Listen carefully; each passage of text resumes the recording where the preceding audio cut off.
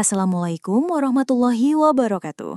Halo Bunda, balik lagi dengan aku Widya dan ini Widya Bercerita. Tempat berkumpulnya kisah-kisah rumah tangga yang bisa bikin kamu senyum, terharu, bahkan emosi. Yuk langsung saja kita masuk ke ceritanya.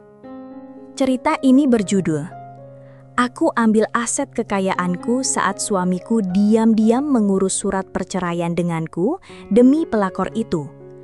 Kau akan menyesal dan kehilangan semuanya. Pagi itu udara terasa begitu berat, bukan karena hujan atau kabut, melainkan karena firasat yang sejak subuh tadi menggelayut di benakku. Aku berdiri di depan cermin besar kamar, menatap bayanganku sendiri. Wajahku tak berubah, masih perempuan yang sama seperti 10 tahun lalu. Namun, matanya kini tak lagi berbinar seperti dulu. Namaku Alia, 34 tahun, seorang ibu dari 2 anak, istri dari lelaki bernama Dimas, pria yang dulu begitu memujaku, yang dulu bersumpah akan menua bersamaku. Kami membangun bisnis dari nol, mulai dari warung kecil hingga sekarang punya 5 ruko, 2 mobil, rumah besar ini, dan tabungan dalam bentuk investasi. Aku mempercayakan semua itu padanya. Aku hanya mengurus anak-anak dan sebagian administrasi. Selebihnya dia yang pegang kendali. Tapi pagi itu semua berubah. "Yuk, sarapan dulu," ucapku lembut saat ia turun dari kamar mandi. Ia hanya mengangguk, dingin, tanpa menatapku. Sudah beberapa bulan ini sikapnya memang berubah. Ia sering pulang larut malam, kerap beralasan ada meeting, survei proyek, atau urusan bisnis yang tak bisa ditunda. Aku awalnya percaya, tapi diam-diam aku menyelidiki. Dan dari situlah semuanya terbongkar. Di folder rahasia di laptopnya yang tak pernah terkunci karena aku dipercaya penuh. Aku menemukan sesuatu yang membuat jantungku berhenti berdetak. Surat kuasa yang ia susun untuk menceraikanku. Dokumen pengalihan beberapa aset ke nama adiknya. Rekening yang baru kubuka atas nama wanita bernama Shania. Serta catatan pengeluaran pribadi yang terlalu mewah untuk sekadar kolega kerja. Tanganku gemetar saat membuka file itu. Satu persatu kusalin semua bukti itu ke flash disk, lalu kubawa ke notaris yang biasa menangani urusan keluarga kami. Aku tak bicara apa-apa pada siapapun, bahkan pada ibuku sendiri. Selama 2 minggu aku berpura-pura tak tahu apa-apa. Aku tetap memasak makanan kesukaannya, mengantar anak-anak sekolah, bahkan menyiapkan pakaian kerjanya seperti biasa. Tapi di balik senyumku, ada badai yang tengah kususun. "Mas, kamu yakin kamu udah nyiapin semuanya buat proyek bulan depan?" tanyaku saat makan malam. "Iya, kamu gak usah pusing," jawabnya ketus. Aku tersenyum. "Ya udah, aku cuma nanya kok." Di belakang meja makan itu, aku sudah menggandeng 3 pengacara. 1 dari keluargaku, 1 dari pihak independen, dan 1 lagi dari konsultan bisnis yang kami percayai sejak awal. Dalam seminggu, surat-surat yang ia buat untuk memindahkan asetku batalkan. Beberapa akun bank yang atas namaku, kutarik dan kupindahkan. Tanah dan ruko yang dia pikir sudah dipegang adiknya, ternyata aku balikan kepemilikannya setelah membuktikan adanya rekayasa. Ia tak tahu karena ia terlalu sibuk dengan pelakornya. Dia pikir aku akan diam dan menangis. Hingga suatu hari, ia pulang dengan wajah panik. "Kamu mindahin aset kita?" tanyanya setengah membentak di ruang tamu. Aku duduk tenang. "Bukan kita, Mas. Itu aset aku. Dari awal atas nama aku. Aku cuma ambil kembali." "Ini semua karena kamu tahu soal Shania ya?" Aku menatapnya untuk pertama kalinya setelah sekian lama. "Kamu yang bikin aku berubah. Kamu yang bikin aku sadar ternyata yang paling buta itu bukan cinta, tapi rasa percaya pada orang yang salah." Ia mendesah panjang. melempar map yang ternyata berisi surat cerai. "Aku udah siapin ini. Aku mau kamu tanda tangan." Aku mengambil map itu, membacanya perlahan. "Kamu tahu, aku sempat mikir mungkin kita bisa baikan. Tapi setelah aku tahu kamu daftarin semua aset ke nama orang lain, kamu sudah menyiapkan semuanya di belakangku. Ternyata niat kamu memang bukan untuk pisah baik-baik." "Shania sedang hamil, Aliyah," katanya seperti menyayat-nyayat hatiku. Aku berdiri, menghampirinya dengan kepala tegak. "Kamu pikir aku akan diam dan biarkan kalian hidup dari jerih payahku? Aset itu, bisnis itu, kita bangun bareng-bareng." "Bareng-bareng?" tanyaku lirih. "Ingat gak, saat kamu sakit parah dan aku harus pinjam uang ke sana kemari buat biaya rumah sakit? Kamu bahkan tak sadar karena koma 2 hari. Semua orang menyerah, tapi aku bertahan. Aku bangun bisnis itu dari bawah saat kamu masih susah jalan. Dan sekarang, setelah kamu sehat, kamu mau bagi hidup kamu dengan pelakor dan ambil semuanya dariku." Wajahnya memucat. Ia duduk lemas di sofa menutupi wajahnya dengan tangan. Aku tak menangis, bahkan tak sedikit pun merasa iba. Malam itu setelah ia pergi, entah kemana, aku duduk di kamar anak-anak. Mereka sudah tertidur. Kupandangi wajah polos mereka. Aku tahu mereka akan bertanya-tanya nanti. Tapi aku juga tahu aku harus bertahan demi mereka. Hari demi hari kulalui dengan kepala tegak. Surat cerai itu tak kutandatangani, tapi kulawan lewat jalur hukum. Bukti pengkhianatannya semua sudah di tangan pengacara. Media mulai mencium aroma konflik kami karena bisnis kami yang memang cukup dikenal. Aku tetap diam, tak pernah bicara pada siapapun meski berkali-kali wartawan menghubungiku. Di suatu pagi, aku datang ke salah satu ruko yang dulu dikelola olehnya. "Bu Aliyah," sapa salah satu karyawan. "Mulai hari ini, saya ambil alih. Semua pengelolaan kembali ke tangan saya." Jawabku tenang. Mereka mengangguk, sebagian tampak lega. Rupanya mereka juga tahu selama ini suamiku lebih sibuk foya-foya ketimbang mengurus bisnis. Tak lama pelakor itu muncul. Wanita muda dengan dandanan mencolok, mencoba menghadangku saat keluar dari parkiran. "Kamu puas? Kamu rampas semua dari Mas Dimas," serunya. Aku hanya menatapnya tanpa emosi. "Aku cuma ambil kembali apa yang jadi milikku. Kamu yang salah pilih laki-laki, bukan aku." Dia nangis histeris, memanggil-manggil nama suamiku. Tapi aku tak peduli. Saat seseorang mengkhianati kita, tak perlu membalas dengan amarah. Cukup tunjukkan bahwa kita tak hancur seperti yang mereka harapkan. Hari itu, aku berjalan keluar ruko dengan langkah mantap. Dunia tak berakhir hanya karena sebuah surat cerai. Dunia justru baru dimulai saat kita sadar bahwa harga diri tak bisa ditawar dengan cinta palsu. Minggu-minggu berikutnya berjalan seperti badai yang akhirnya reda. Aku kembali mengatur keuangan bisnis, bertemu para klien yang dulu sempat ditangani Dimas, dan memanggil kembali beberapa karyawan lama yang sempat diberhentikan sepihak olehnya.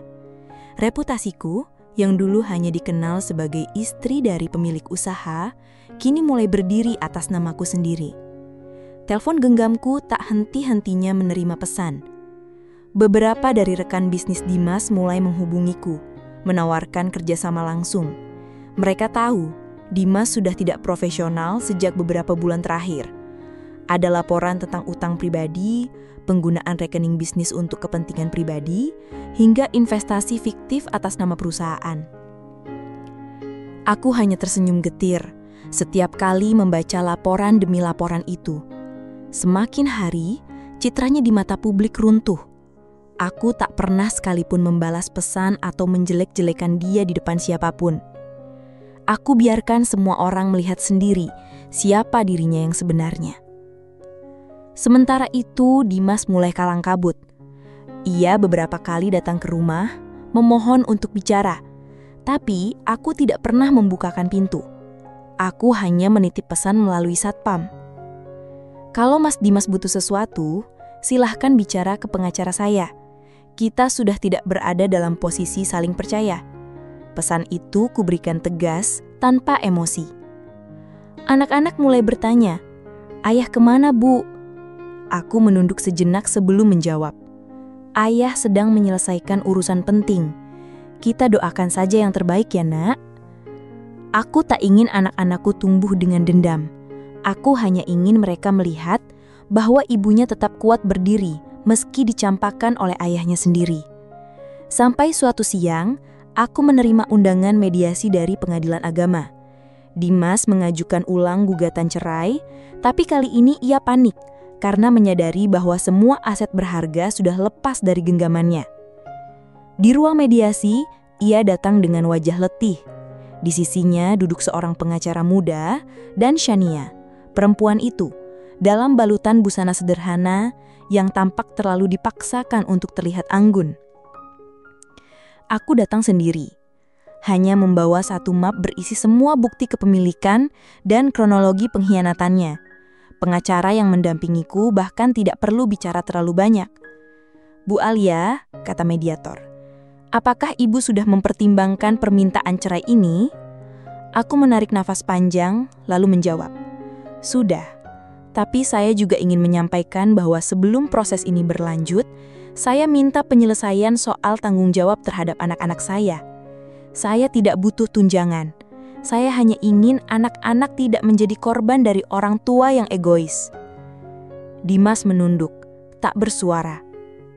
Shania menggenggam tangan Dimas seolah ingin menunjukkan kekuatannya, tapi justru terlihat menyedihkan.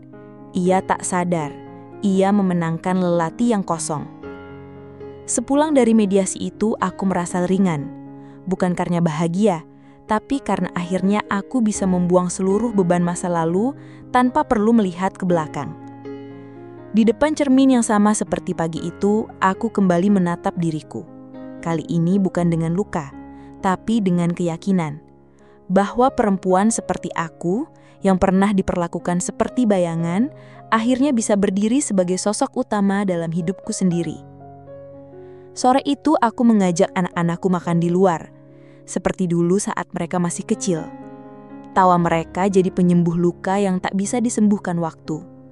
Mereka berlari-lari kecil di pelataran restoran, tertawa lepas tanpa beban. Salah satu pelayan menghampiriku. "Bu Alia, saya dulu kerja di ruko ibu yang di Kalimulia. Ibu hebat ya, tetap kuat. Saya senang lihat ibu sekarang." Saya tersenyum tulus. "Terima kasih.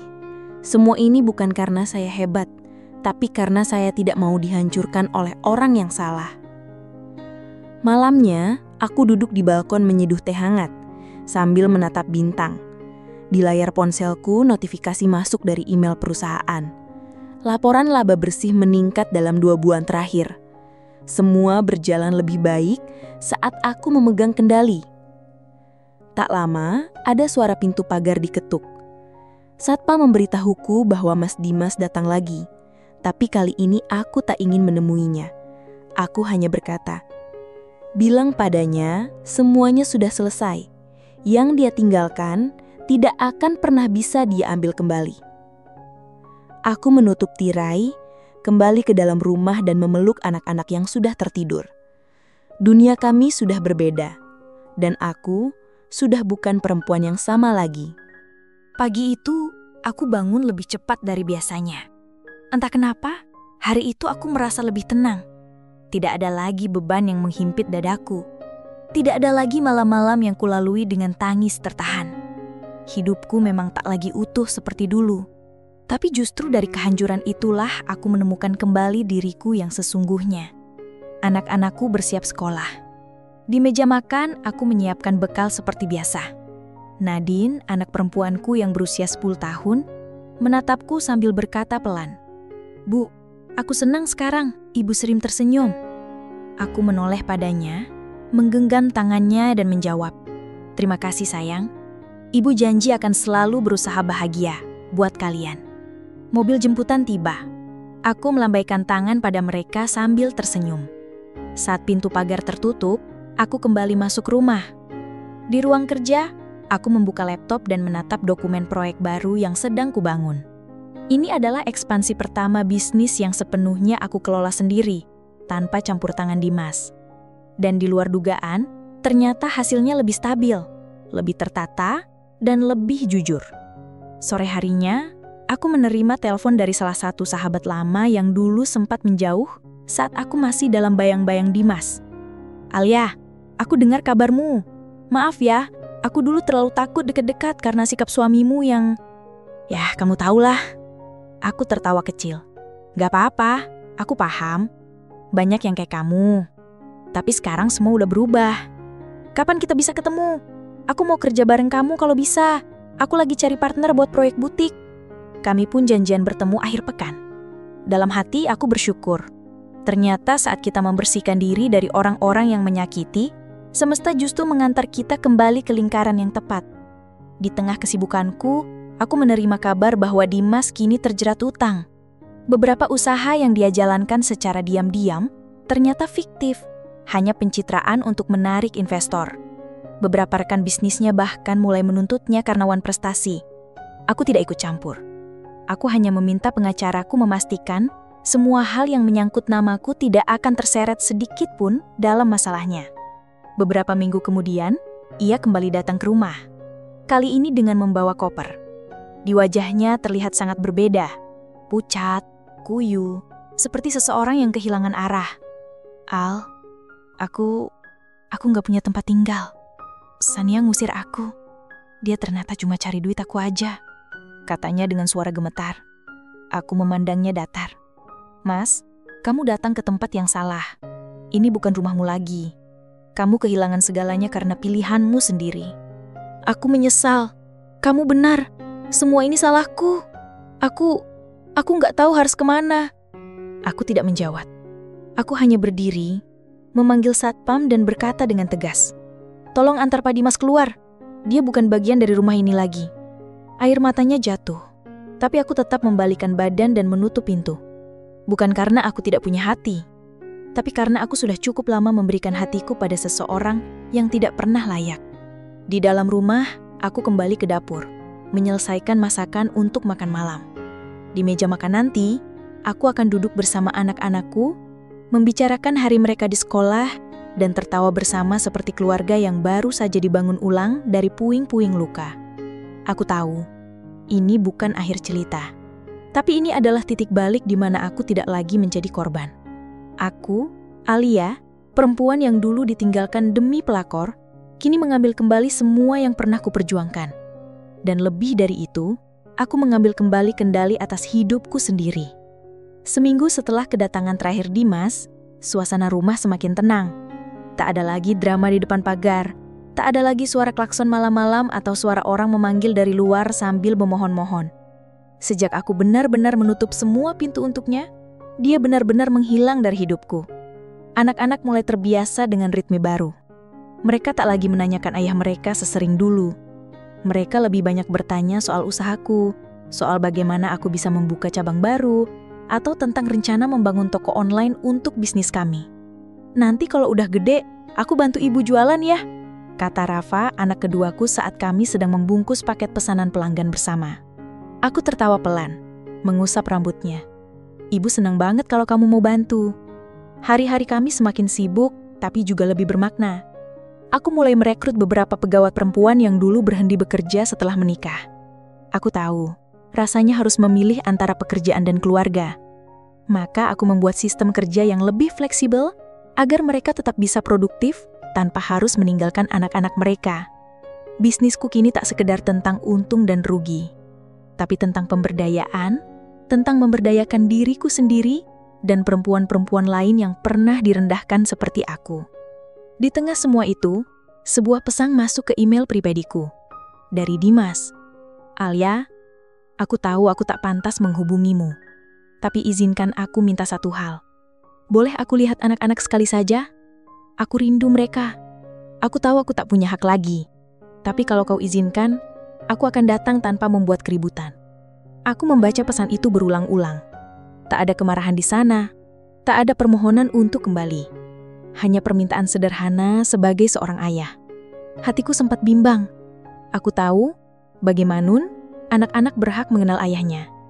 Tapi aku juga tahu, jika kubuka sedikit pintu, Dimas mungkin akan mencoba masuk lagi. Bukan sebagai suami, tapi sebagai pengganggu ketenangan yang sudah susah payah kubangun.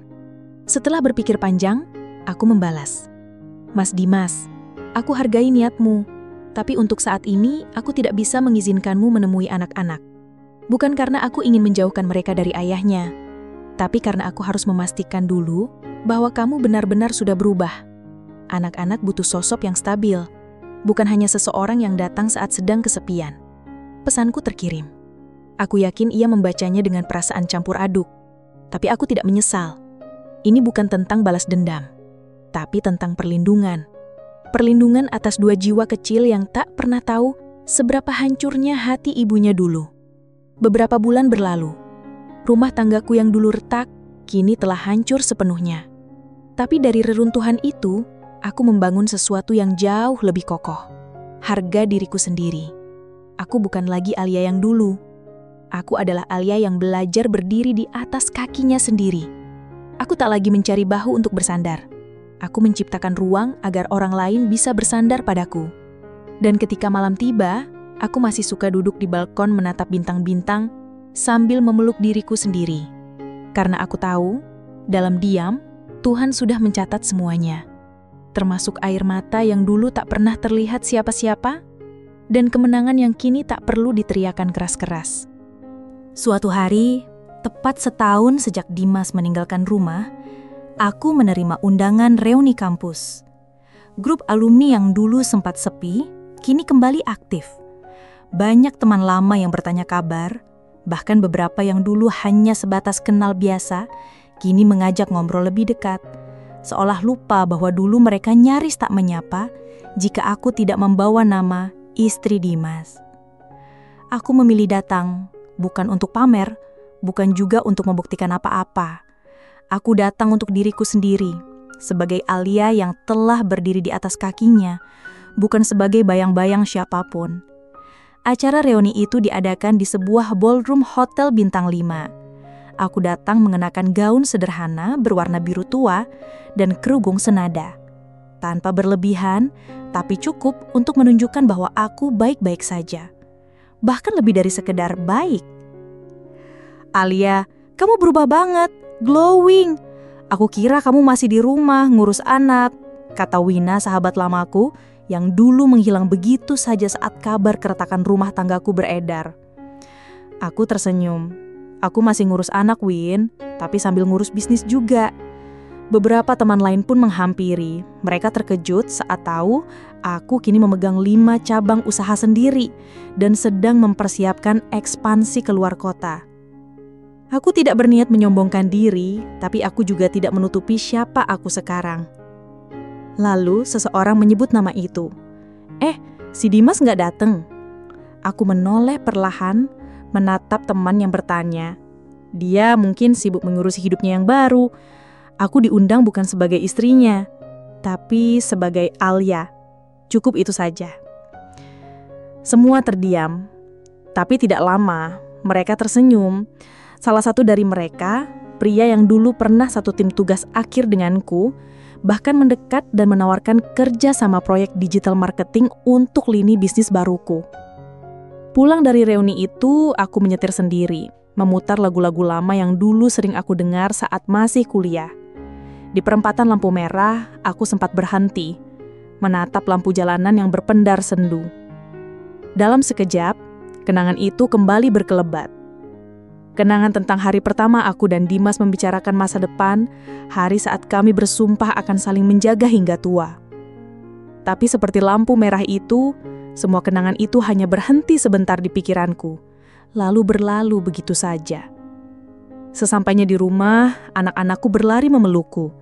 Nadine menunjukkan hasil ujian matematikanya yang dapat nilai 100. Rafa bercerita tentang pertandingan bola di sekolah yang berhasil mereka menangkan. "Ibu lihat, Nadine cantik banget malam ini," kataku sambil mengecup keningnya. "Kayak ibu juga," jawabnya polos. Aku tertawa. "Nadine nanti mau jadi apa?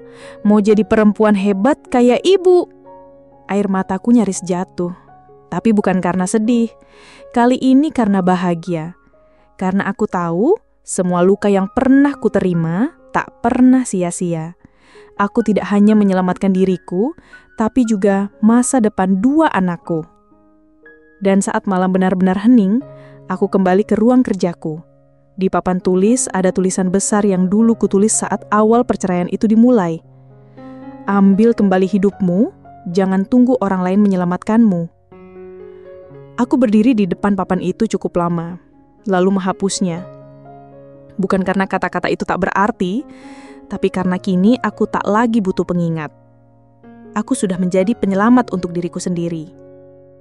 Beberapa bulan kemudian, tepat di hari ulang tahunku yang ke-35 tahun, pagi terasa berbeda. Bukan karena pesta atau hadiah mewah, tapi karena sesuatu yang jauh lebih berharga, yaitu ketenangan batin yang tidak bisa dibeli dengan apapun. Aku bangun lebih awal dari biasanya. Udara di luar jendela terasa sejuk. Cahaya matahari menyusup malu-malu ke dalam kamar.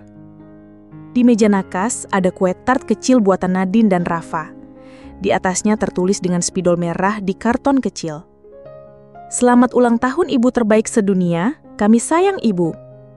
Air mataku langsung tumpah. Bukan tangis pilu seperti setahun lalu, tapi tangis haru yang datang dari rasa syukur terdalam. Aku memeluk mereka erat saat mereka menghampiriku, berlari dari dapur sambil membawa lilin menyala. Ibu tiup lilinnya ya, kata Rafa sambil ngenyir. Aku menutup mata sejenak, mengucap dalam hati. Semoga aku selalu kuat, semoga aku tak pernah kehilangan arah, dan semoga anak-anakku tumbuh dengan cinta yang cukup meski tanpa seorang ayah di rumah. Setelah sarapan sederhana bersama mereka, aku berangkat ke kantor pusat bisnisku.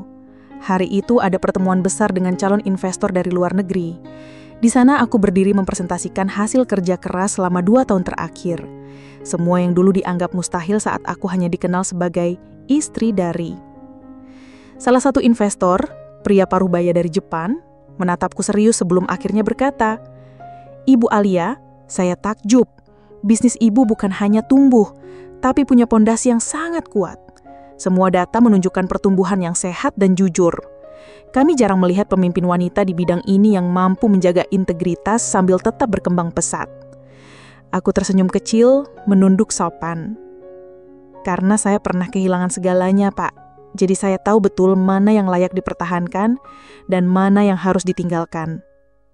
Kesepakatan bisnis itu berjalan lancar, dan sejak saat itu, nama perusahaanku mulai disebut-sebut dalam forum-forum pengusaha nasional. Beberapa media bahkan ingin mewawancaraiku, menyoroti kisah seorang perempuan yang bangkit dari pengkhianatan dan kini berdiri sebagai pemimpin yang disegani. Namun aku tak tertarik jadi figur publik. Aku tak butuh panggung.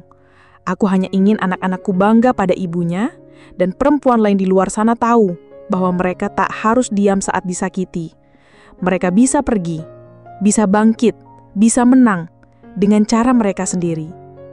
Di suatu malam yang tenang, setelah semua pekerjaan selesai, aku menerima pesan dari nomor asing. Bukan dari Dimas, tapi dari seseorang yang pernah menjadi bagian dari masa lalu kami. Bu Alia, saya Shania. Saya tahu saya tak pantas menghubungi ibu, tapi saya hanya ingin bilang saya menghilangkan segalanya. Dimas tak lagi bisa menafkahi. Dia marah setiap hari. Dia terpuruk. Saya hamil anak kedua dan tak tahu harus bagaimana. Saya minta maaf, sekali saja, maafkan saya. Kusandarkan banggungku di sofa. Untuk beberapa menit aku menatap layar ponsel itu tanpa perasaan. Karena beberapa luka memang cukup sembuh tanpa perlu membuka kembali cerita lamanya. Aku letakkan ponsel itu, lalu menatap langit malam dari jendela besar di ruang kerjaku. Di sana bintang-bintang bertebaran seolah memberi pesan. Perempuan sekuat kamu tak lahir dari cinta yang manis, tapi dari pengkhianatan, luka, dan keberanian untuk bangkit sendirian. Dan aku? Beberapa minggu setelah pesan dari Shania itu, aku mendapat undangan menghadiri seminar nasional bertema Perempuan Tangguh di Balik Usaha Mandiri. Salah satu panitia ternyata adalah alumni kampus yang kini aktif di bidang pemberdayaan perempuan. Ia mengaku mengikuti perjalananku dari jauh, diam-diam terinspirasi dari kisahku yang beredar di lingkungan pengusaha perempuan. Aku tahu kamu gak suka tampil, Ayah. Tapi kisahmu bisa jadi harapan buat banyak perempuan yang saat ini sedang takut mengambil keputusan. Ucapnya di telepon dengan suara yang jujur dan penuh empati. Aku terdiam sejenak. Aku memang bukan tipe yang suka bicara di depan publik. Tapi aku ingat betul. Dulu aku pun pernah mencari satu saja sosok yang bisa menunjukkan padaku bahwa luka bisa sembuh, bahwa kehancuran bukan akhir segalanya. Akhirnya aku mengangguk. Baiklah, tapi aku hanya akan bicara dari hati. Bukan sebagai motivator, tapi sebagai perempuan biasa yang pernah dikhianati. Hari itu datang, di panggung sederhana dengan ruangan penuh perempuan dari berbagai usia dan latar belakang. Aku berdiri di hadapan mereka. Tanganku sempat dingin, tapi ketika ku tatap wajah-wajah di hadapanku, semua ketegangan lenyap. Aku Ayah, ucapku membuka. Beberapa dari kalian mungkin mengenal rasa patah itu, ketika orang yang kamu percaya sepenuhnya justru menusukmu dari belakang. Aku tahu rasanya bangun tidur dengan dada sesak, menahan tangis agar anak-anak tidak ikut terluka. Tapi aku juga tahu rasanya ketika suatu pagi, kamu bisa melihat cermin dan berkata, aku akan baik-baik saja, aku cukup. Aku tak membaca teks. Semua yang kukatakan datang dari luka dan sembuhnya. Aku tidak bicara sebagai wanita sukses. Aku bicara sebagai seorang ibu, seorang istri yang ditinggal, seorang perempuan yang memilih bertahan bukan untuk menyelamatkan cinta, tapi untuk menyelamatkan dirinya sendiri. Di akhir acara, beberapa peserta menghampiriku. Ada yang menangis, ada yang hanya menggenggam tanganku erat-erat. Salah satu di antaranya adalah seorang perempuan muda yang membawa 2 anak kecil. Saya juga ditinggal suami, Bu. Tapi setelah dengar cerita Ibu, saya yakin saya juga bisa mulai lagi dari nol. Aku memeluknya. Kamu gak sendiri. Jangan pernah percaya kamu lemah hanya karena kamu perempuan. Justru karena kamu perempuan, kamu bisa lebih kuat dari yang kamu bayangkan. Sepulang dari seminar itu, aku merasa damai. Untuk pertama kalinya dalam hidupku, aku tak hanya menyelamatkan diri sendiri, tapi mungkin aku telah menjadi harapan bagi yang lainnya.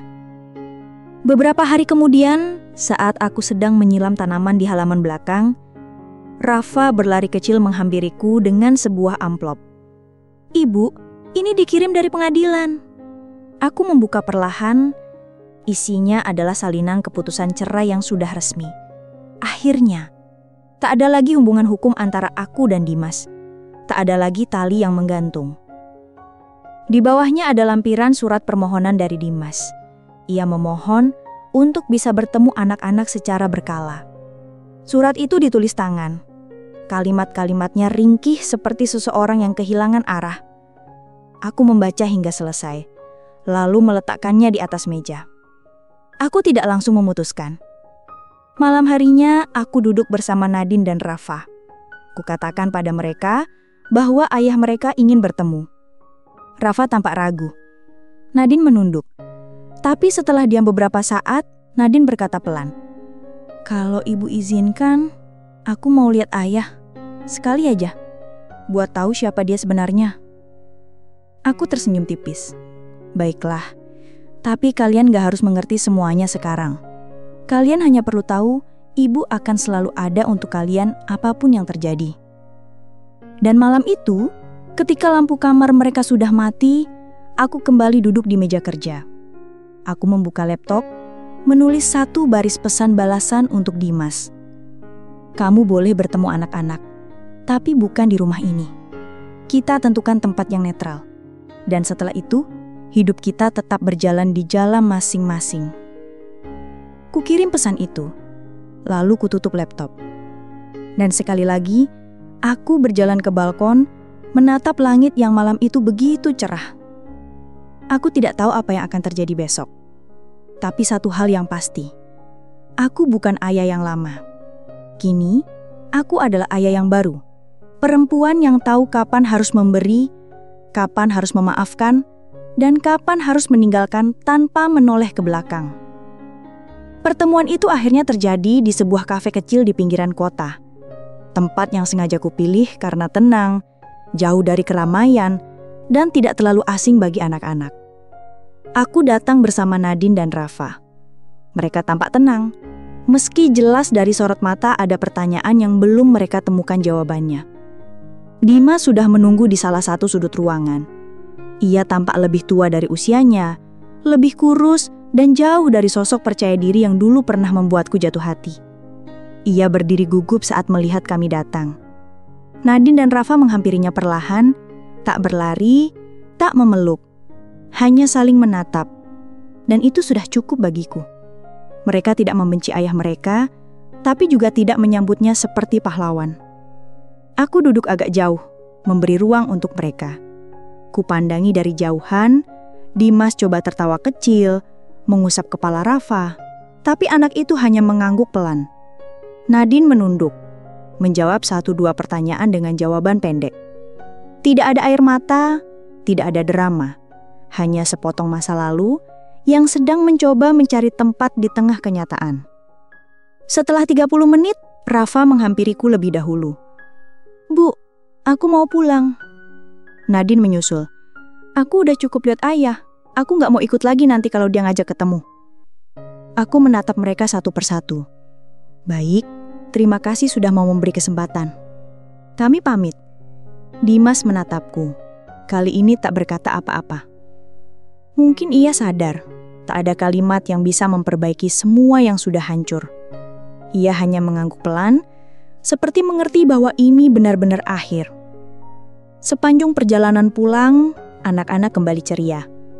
Mereka bercerita soal sekolah, soal teman baru, soal film yang ingin mereka tonton akhir pekan nanti. Tak ada yang membahas soal pertemuan tadi. Dan aku tidak bertanya, karena aku tahu mereka sudah selesai dengan masa lalu mereka. Sama sepertiku. Beberapa bulan kemudian bisnis kami makin berkembang. Aku membuka cabang ke-7, kali ini di luar pulau. Aku tak lagi bekerja sampai larut malam karena sudah membentuk tim yang solid. Waktuku kini lebih banyak bersama anak-anak. Menjemput mereka sekolah, menonton film keluarga FTT setiap minggu malam, dan menghabiskan waktu tanpa rasa takut ditinggalkan. Rumah ini tak lagi sunyi, tapi juga tak pernah riuh dengan hal-hal palsu. Di setiap sudutnya, ada tawa tulus, ada kesederhanaan, dan ada cinta yang tumbuh tanpa paksaan. Malam itu saat kami duduk bertiga di ruang keluarga, Rafa memelukku dari samping dan bertanya, Bu sedih nggak sekarang udah nggak punya suami?" Aku tersenyum, menatap matanya. "Dulu ibu sedih, tapi sekarang ibu senang. Karena ternyata ibu bisa bahagia tanpa bergantung pada siapapun." Nadine ikut memeluk dari sisi lain. "Aku juga nggak mau ibu sedih lagi." Aku peluk mereka berdua. "Selama kalian ada, ibu nggak akan pernah merasa sendiri." Akhir cerita ini bukan tentang balas dendam, bukan pula tentang penyesalan yang datang terlambat. Ini adalah kisah tentang keberanian seorang perempuan yang memilih menyelamatkan harga diri sebelum tenggelam lebih dalam. Aku, ayah, pernah dikhianati. Tapi aku tidak runtuh. Aku mengambil kembali apa yang menjadi milikku. Aset, martabat, dan masa depan anak-anakku. Dan yang paling penting, aku mengambil kembali kendali atas hidupku sendiri. Untuk selamanya. Terima kasih telah mengikuti kisah ini hingga akhir. Kisah Alia mungkin hanya fiksi, tapi luka dan perjuangannya adalah potret nyata yang dirasakan banyak perempuan di luar sana. Jika kamu sedang berada di titik terendah karena dikhianati, diremehkan, atau ditinggalkan oleh orang yang seharusnya melindungi, ketahuilah satu hal, kamu tidak lemah. Kamu hanya sedang diuji untuk menemukan kekuatan yang selama ini tersembunyi dalam dirimu. Jangan biarkan siapapun menginjak harga dirimu. Jangan takut mengambil langkah untuk menyelamatkan dirimu sendiri. Cinta sejati tidak menyakiti, dan pernikahan yang sehat tidak pernah dibangun di atas pengkhianatan. Bangkitlah, bukan untuk membuktikan apa-apa kepada dunia, tapi karena kamu layak hidup bahagia, damai, dan dihargai sepenuhnya. Jaga hatimu, jaga akal sehatmu, Dan jangan pernah lupa, perempuan kuat bukan dia yang tidak pernah menangis, tapi dia yang mampu tersenyum setelah semua air matanya kering. Sampai jumpa di kisah lainnya.